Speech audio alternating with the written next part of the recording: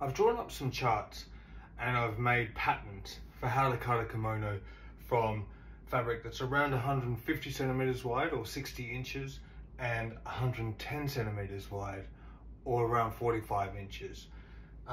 These can be used on fabrics that are say 145, 143 centimeters wide or going down to about 56 inches, 55. And the same for this one, for the narrow one, you could go to 115 centimeters or say 46, 47 inches. So I'm using these, I call this a narrow fabric and this a wide fabric. These are the most common fabrics we buy at fabric stores to make stuff with. Usually a more luxury fabric, or if you're buying a silk or something printed, it will often be in the narrower range. So you know what kind of fabric that is. Those, like if you're buying a printed satin or something like that, it's probably going to be a bit narrower than if you're going to buy in fact what this is white cotton poplin. This is plain cotton fabric, plain weaved as well. Warp and weft are exactly the same, and this, a lot of linens as well, are usually in a wider gauge like this. But these are the two most regular fabrics that we would use to make fabric. And what I've done, and you can see if I lift this up a bit, I've marked this out, and I'll do close-ups and everything, but I've marked this out in the way that you would mark for cutting to make a kimono or yukata, a kimono style garment from this fabric, instead of a tan, which is a tan mono is what they use in Japan to make fabric. And I'll show you one of them now. You see this is a tan mono, Japanese fabric.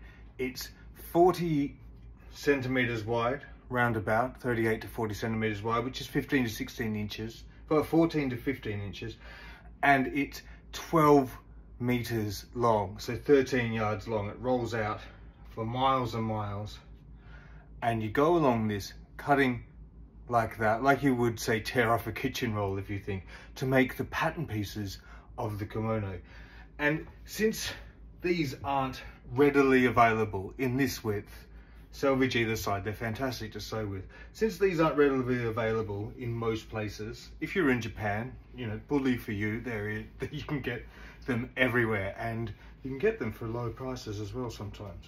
I got this from a fabric store, from a Japanese store actually in Bristol called Kimono. Fantastic store and an absolute expert working behind the counter. So if you're in Bristol, go to Kimono. They are fantastic, and it's a treasure trove and a world of knowledge in that store. That's not paid. He's just great at what he does, and he should get the recognition. So you saw the tan, and this is how you then divide it up. A tan is about 38, it's between 35 and 40 centimeters, so 14 and 16 inches. Now that can be divided, these numbers, these fabrics, so can be divided equally to accommodate a width within that. So if that makes sense to you at all. And the best thing is for cutting it, is the preparation for it is folding in half and then folding in half again, and you get your pattern pieces. And then if you lay these end to end, there's 4 of them, they would come to 12 meters, about 13 yards. So I've marked these, you can see, with all the pattern pieces that you need. And then it's about the first thing you do, if you're getting wide fabric, you buy 3 meters.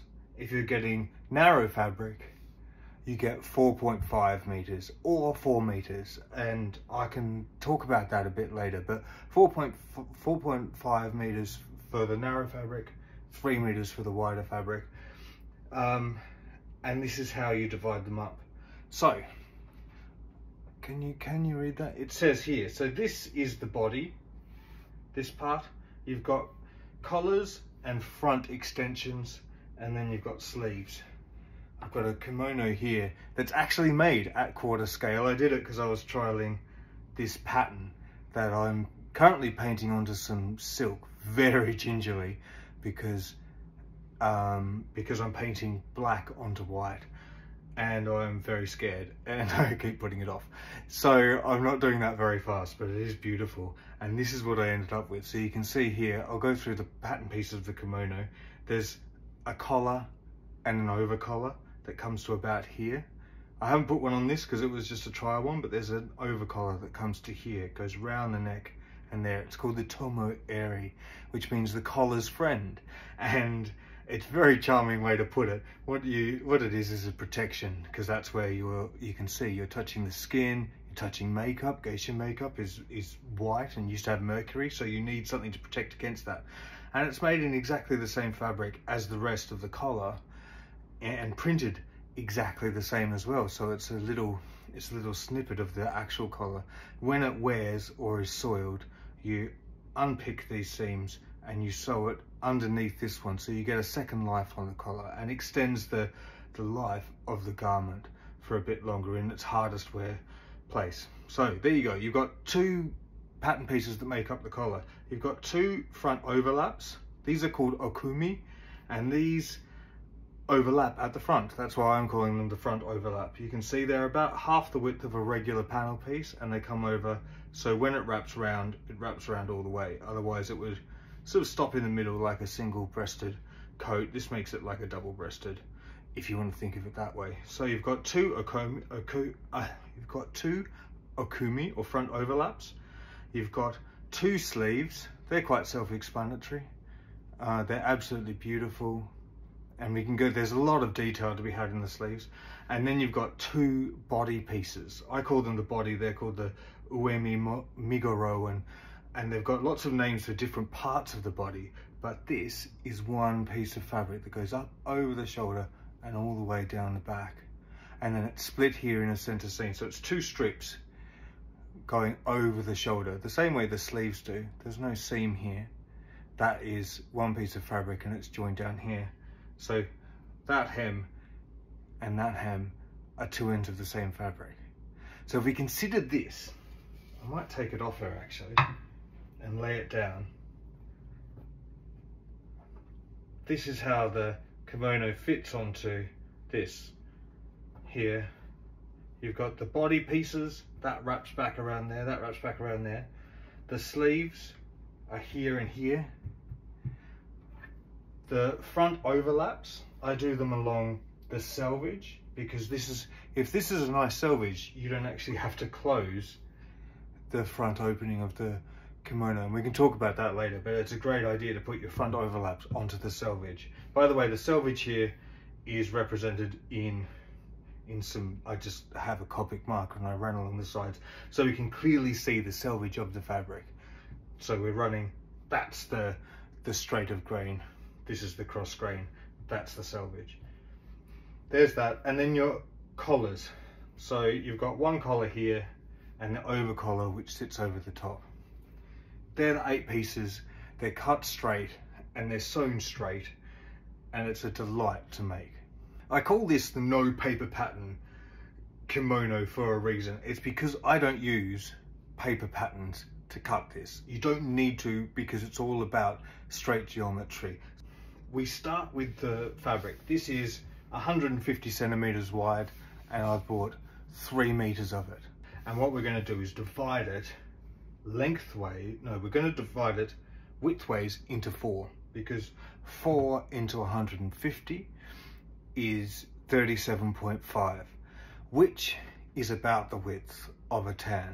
So what I do when I buy the fabric, I fold it in half, selvage to selvage like this, and I press down along there. Then I fold in again.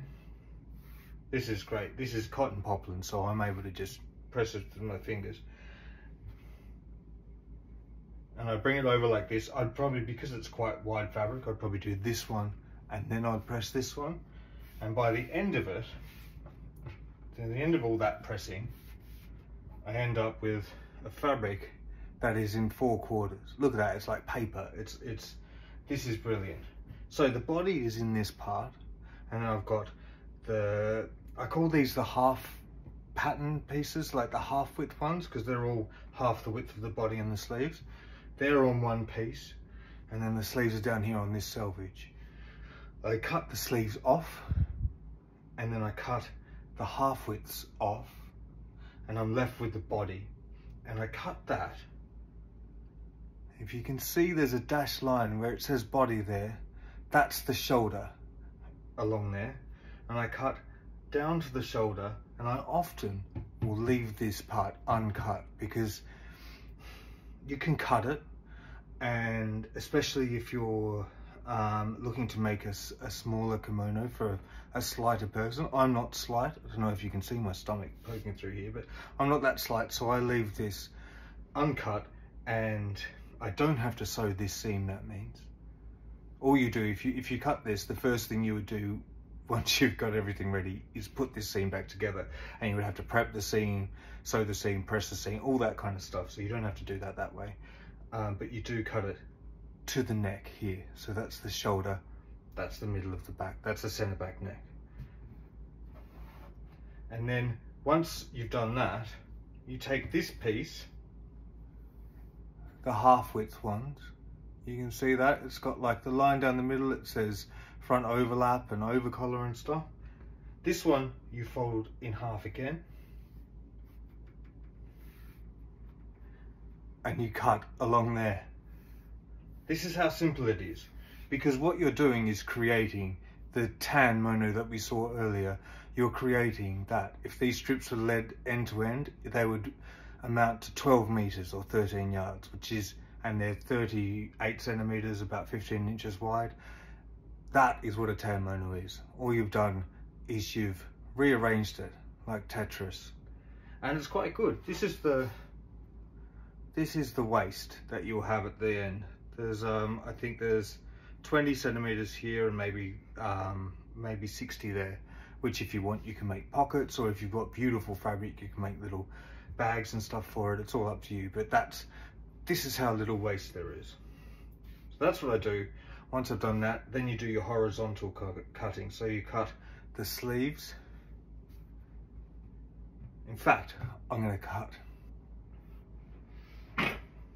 So I've pressed this, I've got my lines to cut along, and I'll show you just how simple this is. I'm going to cut the half width pieces off, down the fold line. Do you know, if you are confident enough and if you have the correct fabric, you can tear this. I won't do it with this because it's quite small, because it's quarter scale. If it goes off, that's half of a pattern piece. But if you're buying plain weave fabric, you should be able to tear it. It's up to you. You have to be confident. Don't try and do it on the first time with your expensive silk crepe sheen. Make sure you know what you're doing before you go tearing stuff. Silk bruises, I learned that the hard way, where you hold it to tear it. But it's quite satisfying to tear it apart. It's like cutting through wrapping paper or tearing off cling film all in one go. It's a satisfying thing to do. So that's my half width pieces. This is the sleeves.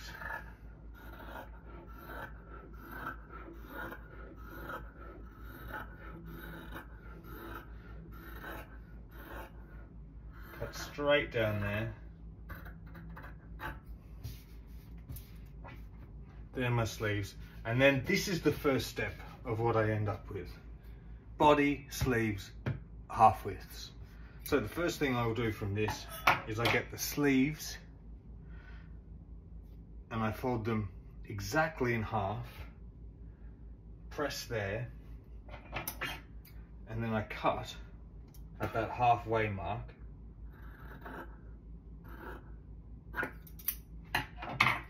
Because that's how I do the sleeves. The sleeves I don't measure them.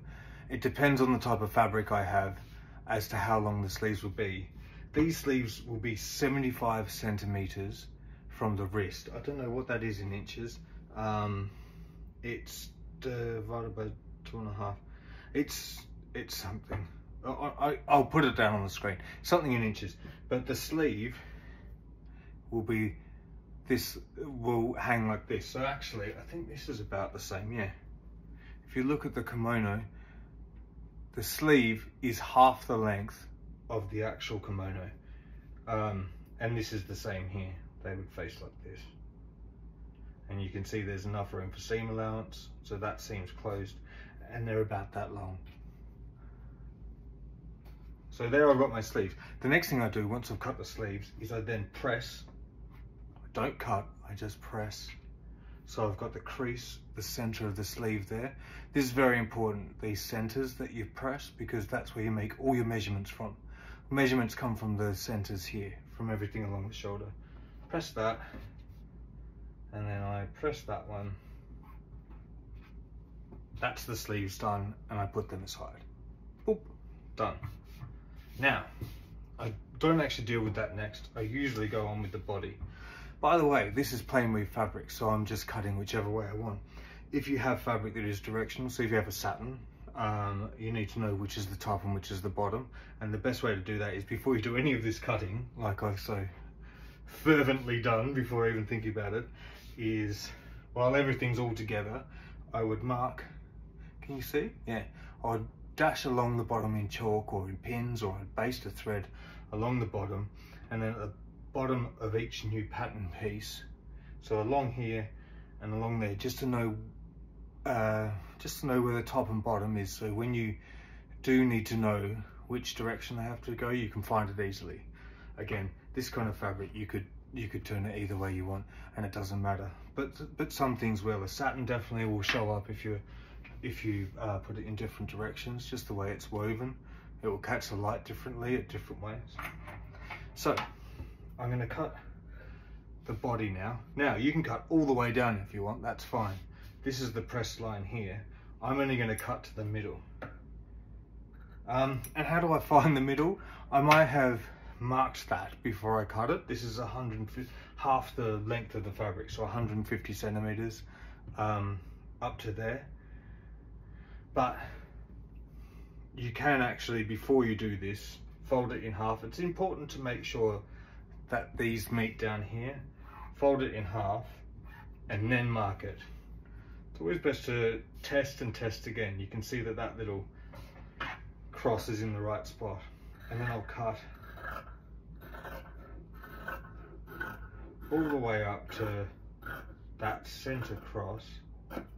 And that's the body piece. So you can start to see how it is all put together. I'll do it like this so we can start to see it turn into itself as we make it. Do you see that happening? If this was unfolded, it starts to come together. It's such a fascinating thing to make, and a fun thing to make as well. These are flat pieces. You can decorate it in any way you want as well. It becomes a canvas. Look at that. It is literally like a piece of paper, and you can paint whatever you want all over it. It's so much fun, especially these small ones. So, last thing I do, this is already pressed in half for the half width of this fabric, and I go straight up the guts, as you'd say in Australia, which means middle. That is a sporting term for when you're running up the field playing football in Australia. There you go. I've got my front overlaps here and my collars here. And then I would have measured out where this is. This isn't 150 centimeters. This isn't half the fabric. It's a little bit less. You'll see why in a minute. This is where you have measurements just chalked. And then you're cutting straight across for one, straight across for the excess. I'll put them together in a minute. And the collar is 90 centimeters for the tomo eri, the bit that goes around the neck, and 180 centimeters. This is double that. There's a lot of that in this as well. The width here, that is double that. This is half the width of this. Halfway up this is the shoulder, you know, halfway up that is the shoulder. It's a really simplified way to do it. And you can make it as complicated as you want after that. there's my collar pieces. Next thing I do is then these get pressed in half, because that's how the collar is sewn around the neck. So I would take this, there's actually quite an involved process of doing this, but just so you know how it's going to sit. And here's the terminal area, and in fact I'll fold this in half this way so we can place it on top of the other one, which is a process you have to do as well. If I fold this one in half as well,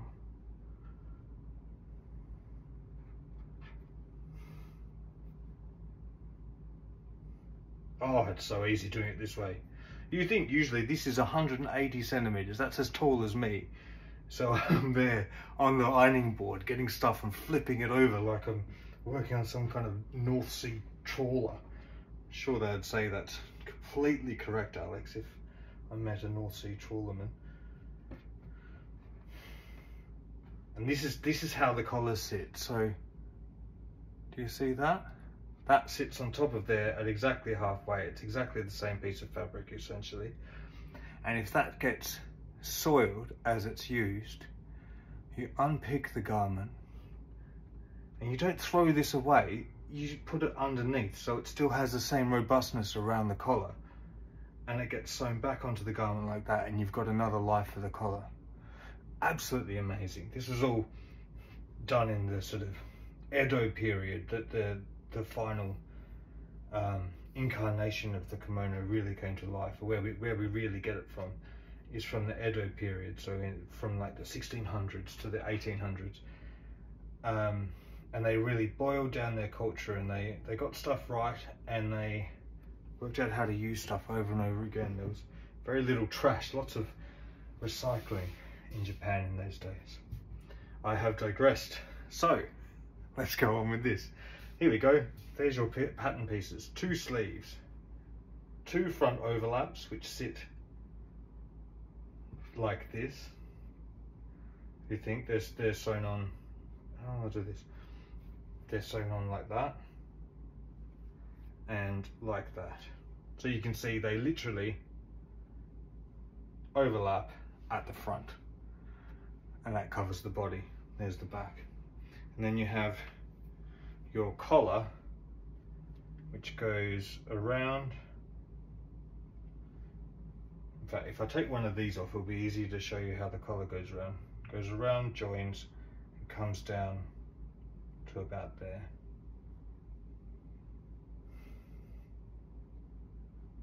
I'll just leave that like that at the moment because we aren't working in 3D. And the over collar would have been sat on top of that. But this is what you're ending up with. That's the kimono as we all know and love it.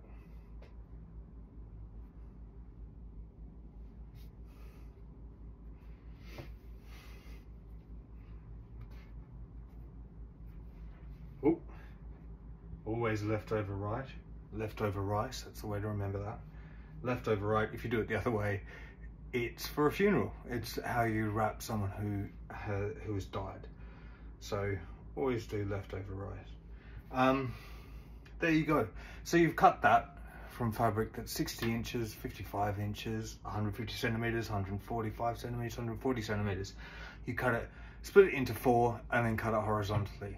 That's honestly how simple it is. And you should really go and try it. Especially in this wider fabric, you can get some really good cheap stuff and give it a red hot crack before you try it on something a little more, something that you might miss if you ruined it. Something that you spent more money on, that's for sure. This is fantastic though. And then it goes to sewing.